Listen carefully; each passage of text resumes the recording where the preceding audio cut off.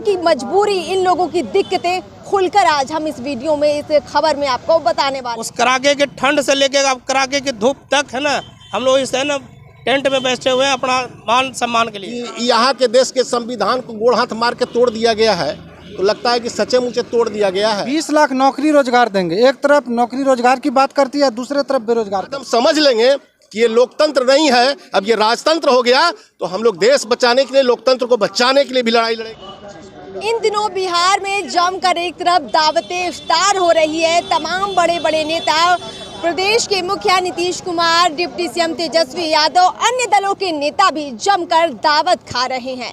लेकिन बिहार का एक ऐसा वर्ग है जो सड़क पर धूल फाक रहा है। इस भीषण गर्मी में भी वो धरने पर मजबूर है और जैसे तैसे ये धरना प्रदर्शन कर रहा है। रोजी रोटी इनकी रुक गई है। नमस्कार, मैं अर्पिता और आप देख रहे हैं पब्लिक ओपिनियन। तो इन लोगों की मजबूरी, इन लोगों की दिक्कतें खुलकर आज हम इस वीडियो में, इस खबर में आपको बताने वाले हैं। क्या नाम हुआ आपका? मेरा नाम रवि रोशन हुआ और हम मुंगेर जिलाध्यक्ष हैं। पहले आपको है ना चैनल को धन्यवाद देना चाहता हूं, जो कि अपने देश प्रदेश में यह समाचार फैलाने का काम करते हैं। सरकार की तरफ से बार बार आश्वासन मिले, आप लोग राबड़ी आवास भी गए, तो क्या कहा गया? वहाँ से भी कुछ आश्वासन ही मिला या लिखित में कुछ कहा गया? सिर्फ आश्वासन ही मिल रहे हैं कि आपको है ना आपका काम हो जाएगा, है ना। तो काम अगर हो जाएगा तो आप लिखित कर दीजिए। आज 128वां दिन है धरना का, आप लिखित में दे दीजिए। कल से हम लोग धरना पर नहीं बैठेंगे, हम अपने अपने घर की ओर अग्रसर हो जाएंगे, चले जाएंगे। मगर 128वां दिन है, इस कड़ाके की धूप में हम 15 अगस्त भी बीत गया, मकर संक्रांति भी बीत गया, होली भी बीत गया, दशहरा भी बीत गया। उस कड़ाके की ठंड से लेके अब कड़ाके की धूप तक है ना, हम लोग इस है ना टेंट में बैठे हुए हैं अपना मान सम्मान के लिए। देखिए, इन लोगों को जो है 2021 में निकाल दिया गया था, एक लेटर जारी करके पंचायती राज विभाग की तरफ से एक पत्र जारी किया गया था। अब इनकी संख्या करीब 1.25 लाख है पूरे बिहार में और इन लोगों को वापस से बहाली की मांग है, जिसको लेकर ये लोग धरना प्रदर्शन कर रहे हैं। अच्छा, ये बताइए, आप लोग ये जो धरना दे रहे हैं, आप लोग तो सत्तू पी कर काम चला रहे हैं इस गर्मी में और लोग दावत इफ्तार कर रहे हैं, कैसा लगता है? पहले ये बताइए, आप बिहार के लोग हैं, बिहार की जनता है, कैसा लगता है? सरकार दावत इफ्तार, आप सत्तू पे गुजारा। सबसे पहले मैं आपके चैनल पब्लिक ओपिनियन को मैं धन्यवाद देना चाहूँगा, जो कि आज लगातार 128वां दिन भी आप लगातार हम लोगों के मुद्दा को सरकार तक पहुँचाने का काम कर रहे हैं। सबसे बड़ी बात है कि हम लोग आज 128 दिन पर आज ठंडी से गर्मी मतलब पहुँच गया है और हम लोग यहाँ पे बैठे हुए हैं। सरकार तमाम वादा करती है कि 20 लाख नौकरी रोजगार देंगे, एक तरफ नौकरी रोजगार की बात करती है, दूसरे तरफ बेरोजगार करती है।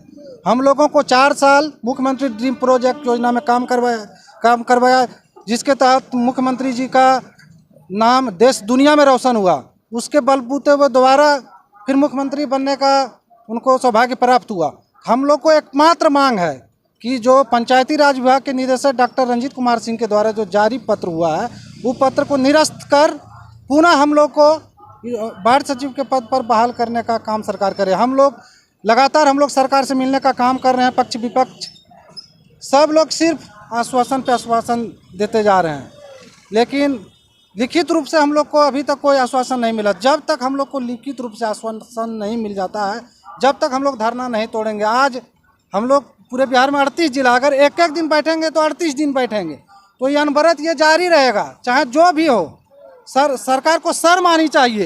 एक तरफ आप रोजगार की बात करते हैं, दूसरी तरफ पढ़े लिखे हम लोग व्यक्ति, मैट्रिक, इंटर, ग्रेजुएशन, स्नातकोत्तर, बहुत पढ़े लिखे लोग वार्ड सचिव बनने का काम किए और सब लोग हम लोग बैठे हुए रोजगार मांग रहे हैं। उन्हीं के पास उनके आवाज़ से 2 किलोमीटर की दूरी पर बैठे हुए हैं, उनके कानों तक जूं तक नहीं रेंग रही। वो क्या चाहती है वो? बिल्कुल, आपकी नाराजगी जायज़ है। क्या नाम हुआ आपका? कालेश्वर यादव। कहाँ के रहने वाले हैं आप? जमुई डिस्ट्रिक्ट। जमुई से आते हैं। सर्दी का मौसम था तो आप लोग, हम देखते थे कि सर्दी में भी बहुत परेशानी हुई। आप लोग कैसे कैसे दूसरे ज़िलों से आते थे सर्दी में, अब इस गर्मी में भी आ रहे हैं आप लोग। सबसे पहले ये बताइए, धरना प्रदर्शन भी बहुत खर्चीला होता है, आना जाना, खाना पीना, और आप लोगों की तो इनकम भी बंद है, कैसे गुजारा होता है? किसी तरह गुजारा कर रहे हैं, किसी तरह मजदूरी करके। बाहर से हम लोग काम करते थे, फैक्ट्री में काम छोड़कर हम लोग ये नौकरी के बहाना 1,14,691 नौकरी एक साथ देने का काम किया नीतीश कुमार, और फिर बेरोजगार कर दिया हम लोग। पहले खुद नौकरी दी और अब ऐसा कर दिया कि ना आप इधर के रहे ना उधर के रहे। उम्मीद में आप हैं कि आपको नौकरी मिलेगी, लेकिन मिल नहीं रही है। मिल नहीं रहे, सिर्फ आश्वासन मिल रहा है। तो इसकी वजह से पहले भी जो आप काम करते थे वो काम भी छूट गया।